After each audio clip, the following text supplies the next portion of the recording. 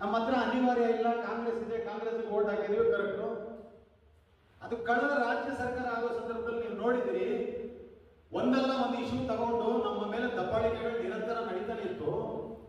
ಸರಿ, ಸಿದ್ದರಾಮಯ್ಯ ಅವರು ಕೂತ್ಕೊಂಡಿದ ತಕ್ಷಣ ಏನಾದ್ರು ಕಲ್ಲಡ್ಕ ಪ್ರಭಾಕರ್ ಭಟ್ಟನ ವಿಚಾರಕ್ಕೆ ಏನಾದ್ರು ಮಾತಾಡಲಿಲ್ವೇ? ನಾನು BSVಯ ಕಂಟೆಸ್ಟೆಂಟ್. ನಾನು ಸತತ 25 ವರ್ಷಗಳ ಕಾಲ ಇಲ್ಲಿಂದ ಮೆಣಸಿನ ಹಾಡಿಗೆ ಹೋಗಿ ಅದ್ಯಾವುದೋ ಲೀಚ್ ಎಲ್ಲ ಮೈನಲ್ಲಿ ಹತ್ಕೊಂಡ್ಬಿಟ್ಟು ಅಗತ್ಯ ಬಿದ್ದಾಗ ಹೇಳ್ತಾ ಇದ್ದೀನಿ. ಪೆರಿಕೋ ಪ್ರಭು ಸಾಹೇಬರಿದ್ದಾರೆ, I was the first Muslim to come. ಯಾವಾಗ ಚರ್ಚ್ ಮೇಲೆ ದಾಳಿ ಆದಾಗ ಇಲ್ಲೇ ಪಕ್ಕದಲ್ಲಿ ಮಹಾತ್ಮ ಗಾಂಧಿ ಸ್ಟ್ಯಾಚು ಹತ್ರ ಹೋಗಿ ಹೋರಾಟ ಕೂತಿದ್ದೆ. ಸಂಗ್ಲೇನ ಸಾಹೇಬರು ಬರ್ತಾ ಇದ್ರು. ನಾನು ಹೇಳಿದೆ, ಸರ್ ನೀವು ಇನ್ನು BJP ಸರ್ ಬರಬೇಡಿ ಇದೆ. ಅಂದ್ರೆ ನಾನು ಏನ್ ಹೇಳಕ್ ಬರ್ತಾ ಇದ್ದೀನಿ, ಎಲ್ಲಾ ಸಮುದಾಯದ ಪರವಾಗಿ ನಾವು ಕೆಲಸ ಮಾಡಿದೀವಿ. ನಾವು ಹೇಳ್ತೀವಿ ಅನಿವಾರ್ಯ ಕಾಂಗ್ರೆಸ್ ವೋಟ್. ಯಾಕೆ ಹಾಕ್ಬೇಕ್ರಿ ಸರ್ ನಾವು ಕಾಂಗ್ರೆಸ್ಗೆ ವೋಟು? ನಮ್ಮ ದುಡ್ಡು ಹಾಕಿ ಎಲ್ಲೋ ರಾಹುಲ್ ಗಾಂಧಿ ಹೋಗ್ತಾ ಇದ್ರೆ ಅವ್ನು ಇಂದು ಓಡ್ತಾರೆ ಜನ. ಏನಿದ್ರು ಬಾಬಾ ಸಾಹೇಬ್ ಹೇಳ್ತಾರೆ, ಸಂವಿಧಾನ ಕೊಟ್ಟಾಗ ಅತ್ಯುತ್ತಮವಾದಂತಹ ತುಂಬಾ ಒಳ್ಳೆ ರೀತಿಯ ಸಂವಿಧಾನ ಕೊಟ್ಟಿದ್ದೀನಿ. ಇದನ್ನ ಜಾರಿ ಮಾಡುವ ಜಾಗದಲ್ಲಿ ನನ್ನ ಜನ ಹೋಗ್ಲಿಲ್ಲ ಅಂದ್ರೆ ಮತ್ತೆ ವಾಪಸ್ ಪರಿಸ್ಥಿತಿ ಅಲ್ಲಿಗೆ ಹೋಗ್ತದೆ ಅಂತಕ್ಕಂಥದ್ದು. ಅಧಿಕಾರದ ಕಡೆ ಹೋಗ್ಬೇಕು ಅಂತಾನೆ ಒಂದೇ ಒಂದು ಸ್ಟೇಟ್ಮೆಂಟ್ ಇದೆ, ಅಧಿಕಾರ ಹೀನತೆಯ ಅಸ್ಪೃಶ್ಯತೆ. ನಾವಿವತ್ತು ಇಲ್ಲೆಲ್ಲ ಕೂತಿದೀವಿ ಅಂದ್ರೆ ನಾವು ಅಸ್ಪೃಶ್ಯರು. ಅದು ನನ್ನ ದೃಷ್ಟಿಕೋನಲ್ಲ, ಬಾಬಾ ಸಾಹೇಬ್ ಅಂಬೇಡ್ಕರ್ ಹೇಳಿದ್ದಾರೆ, ಯಾವ ಸಮುದಾಯದ ಹತ್ತಿರ ಪೊಲಿಟಿಕಲ್ ಪವರ್ಸ್ ಇರಲ್ವೋ ದೇ ಆರ್ ಅನ್ಟಚಬಲ್ಸ್. ಎಲ್ಲೋ ಒಂದು ಕಡೆ ಒಬ್ಬ ಗ್ರಾಹಂ ಸ್ಟೈನ್ ಸತ್ತೋಗ್ತಾನೆ, ಮತ್ತೊಂದು ಕಡೆ ಒಬ್ಬ ಎಹ್ಸಾನ್ ಜಾಫ್ರಿ ಸತ್ತೋಗ್ತಾನೆ. ಇಲ್ಲಿ ನಾವು ಎಕ್ಸಾಂಪಲ್ ಕೊಡ್ತೀವಿ, DK ಶಿವಕುಮಾರ್ ಅವರ ಸಮುದಾಯ ಅವರಿಗೆ CM ಕೇಳಿತು, ನಾವೇನ್ ಮಾಡಿದ್ವಿ? ಇದು ಪ್ರಶ್ನೆ ನಾವು ಕೇಳಲೇಬೇಕು. ಮುಖ್ಯವಾಗಿ ನಾವೇ ಅರ್ಥ ಮಾಡ್ಕೊಂಡಿಲ್ಲ ಅಂದ್ರೆ ನಮ್ಮ ಮಕ್ಕಳ ಭವಿಷ್ಯ ನಮ್ಗೆ ಈಗಲೇ ಗೊತ್ತಾಗುತ್ತೆ. ನಮಗೇನು ಮಹಾಪುರುಷರ ಸಂದೇಶ ಇದೆಯೋ, ಧ್ವನಿ ಇಲ್ಲದಿರುವಂತಹ ಸಮುದಾಯದ ಪರವಾಗಿ ನೀವು ನಿಂತ್ಕೋ ಅಂತೇಳಿ ನಮಗೆಲ್ಲೋ ಒಂದು ಕಡೆ ತೋರಿಸ್ಕೊಟ್ರು. ಆ ಧ್ವನಿ ಇಲ್ಲದಿರುವಂತಹ ಸಮುದಾಯದ ಪಕ್ಕಕ್ಕೆ ನಿಂತ್ಕೊಂಡು ಯಾವಾಗ ಧ್ವನಿ ಎತ್ತಿದ್ವಿ ಆ ಧರ್ಮ ಅರ್ಥ ಆಯ್ತು.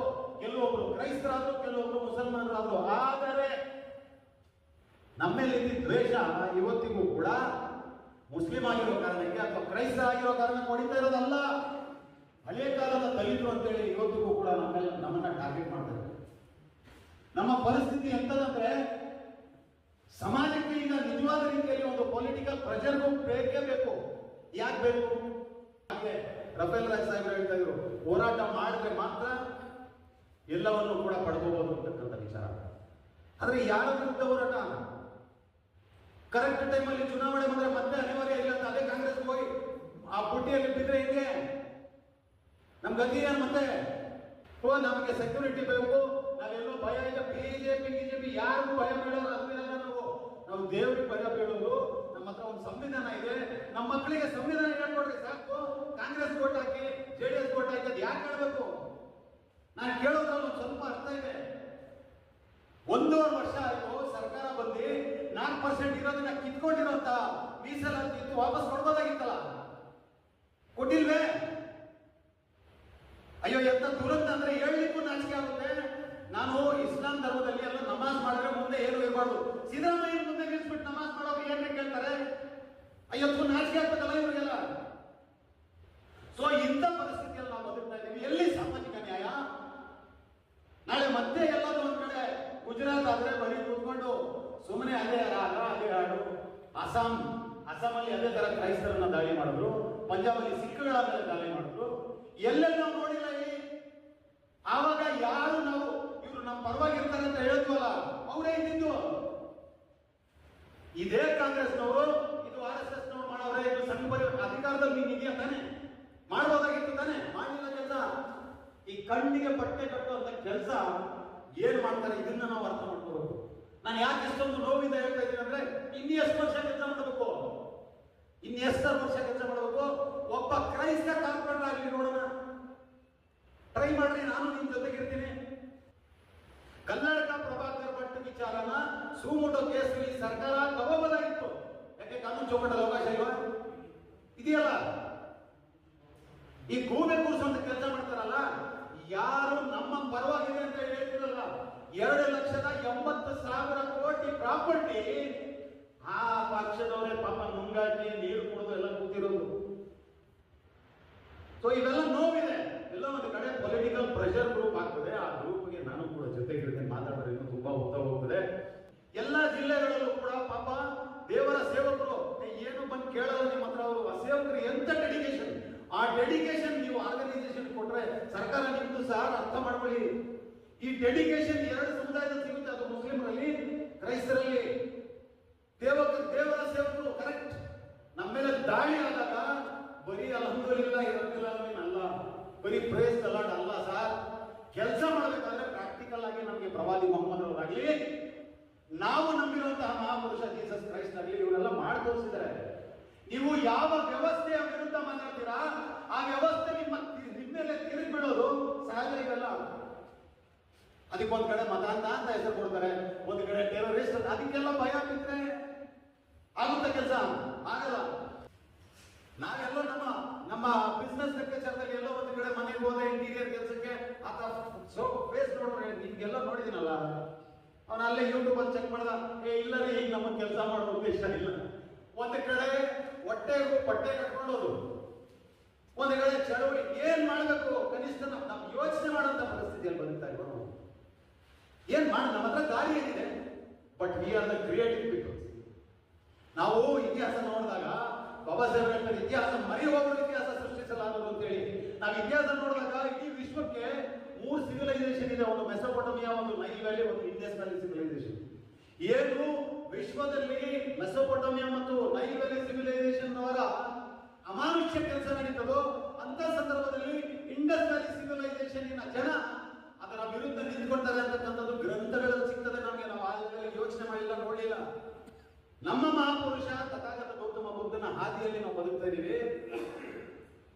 ಅರ್ಥ ಮಾಡ್ಕೋಬೇಕು. ಅಧಿಕಾರದ ಕಡೆ ಹೋಗೋಣ, ಪೊಲಿಟಿಕಲ್ ಪ್ರೆಷರ್ ಸೀದಾ ನೇರವಾಗಿ ತಗೊಂಡು ಒಬ್ಬ ಕ್ರೈಸ್ತ ಇಂಟೆಲೆಕ್ಚುಯಲ್ ಹತ್ರ ನಾವು ಕೇಳೋಣ, ಸ್ವಾಮಿ ನೀವು ಎಷ್ಟು ಪರ್ಸೆಂಟ್ ಇದೀರಿ ಕರ್ನಾಟಕದಲ್ಲಿ?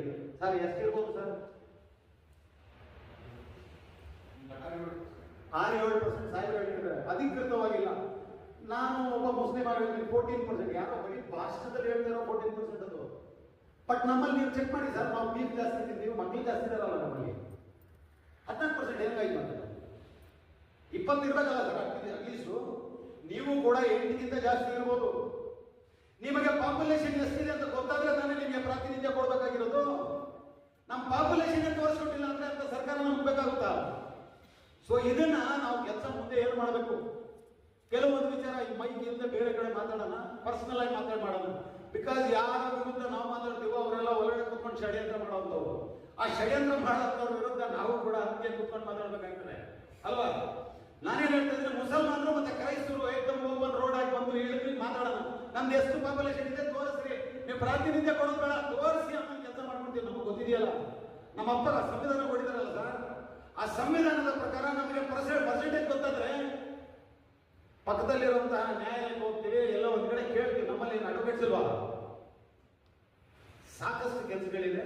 ಸ್ವಲ್ಪ ಕ್ರಿಯೇಟಿವ್ ಆಗಿ ಕೆಲಸ ಮಾಡಿದ್ರೆ ಇನ್ನೊಂದು ಬಾಬರಿ ಮಸೀದಿ ಧ್ವಂಸ ಆಗಲ್ಲ, ಇನ್ನೊಂದು ಎಲ್ಲೋ ಒಂದು ಕಡೆ ಮಣಿಪುರದಲ್ಲಿ ಮೊನ್ನೆ ನೋಡಿದ ವಾಟ್ಸಪ್ ಅಲ್ಲಿ ಚರ್ಚ್ ಎಲ್ಲ ಪೂರ್ತಿ ಬಂದ್ ಮಾಡ್ಬಿಟ್ಟಿದ್ದಾರೆ. ಹೊರಗಡೆ ನಿಂತ್ಕೊಂಡು ಹಲಲುಯ ಒಳ್ಳೆ ಬಟ್ಟೆ ಹಾಕೊಂಡು ವಿಡಿಯೋದಲ್ಲಿ ಕಳಿಸ್ಕೊಡ್ತೀವಿ ನಾವು.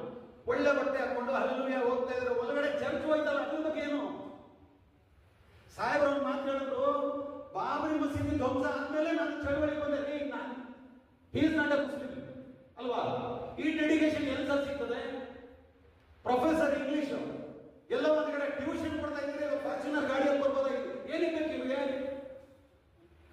ಯಾರು ನಮ್ಮ ಪರವಾಗಿ ಮಾತಾಡುವಂತವ್ರು ಇದಾರಲ್ಲ ಅಂತವ್ರಿಗೆ ಆಯ್ಕೆ ಮಾಡಿಕೊಂಡು ಒಂದು ನಿಜವಾದ ರೀತಿಯಲ್ಲಿ ಪೊಲಿಟಿಕಲ್ ಪ್ರೆಷರ್ ಗ್ರೂಪ್ ಮಾಡಿ ಅಂತವ್ರಿಗೆಲ್ಲಾದ್ರೂ ಒಂದ್ ಕಡೆ ಮೈನಾರಿಟಿ ಆಯೋಗ ಏನಿದೆಯೋ ಅಂತವ್ರಿಗೆ ಆಯ್ಕೆ ಮಾಡ್ಬೇಕಾಗ್ತದ ಸರ್ಕಾರ.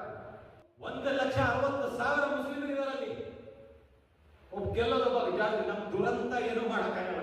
ಅಲ್ಲಿ ತುಂಬಾ ದೊಡ್ಡ ಒಂದು ಮದ್ರಸ ಇದೆ. ಇಡೀ ಕರ್ನಾಟಕ ರಾಜ್ಯಕ್ಕೆ ಮುಸ್ಲಿಮರಿಗೆ ದೊಡ್ಡ ಸೆಮಿನಾರ್ ಇರೋದು ಅರಬ್ಬಿ ಕಾಲೇಜಲ್ಲೇ. ಡಿಸಿಷನ್ ಮೇಕಿಂಗ್ ಜಾಗ ಅದು. ಅಲ್ಲಿ ಹೋಗಿ ಸಿದ್ದರಾಮಯ್ಯ ಹೇಳ್ತಾರೆ, ನಿಮ್ ಸಮುದಾಯಕ್ಕೆ ಏನ್ ಮಾಡ್ಕೊಡೋದು?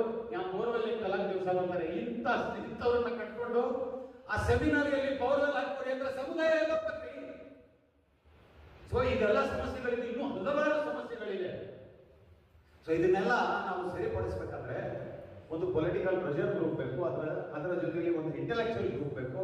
ಸಮಾಜದ ಬೇರೆ ಬೇರೆ ಭಾಗಗಳಲ್ಲಿ ಯಾರ್ಯಾರು ಕೆಲಸ ಮಾಡ್ತಾ ಇದ್ರು ಎಲ್ಲರೂ ಜೊತೆಗೆ ಸೇರಿ ಕೆಲಸ ಮಾಡಿದ್ರೆ ಮಾತ್ರ ಸಮಾಜ ಸಾಮಾಜಿಕ ನ್ಯಾಯ ತರಲಿಕ್ಕೆ ಸಾಧ್ಯವಾಗ್ತದೆ.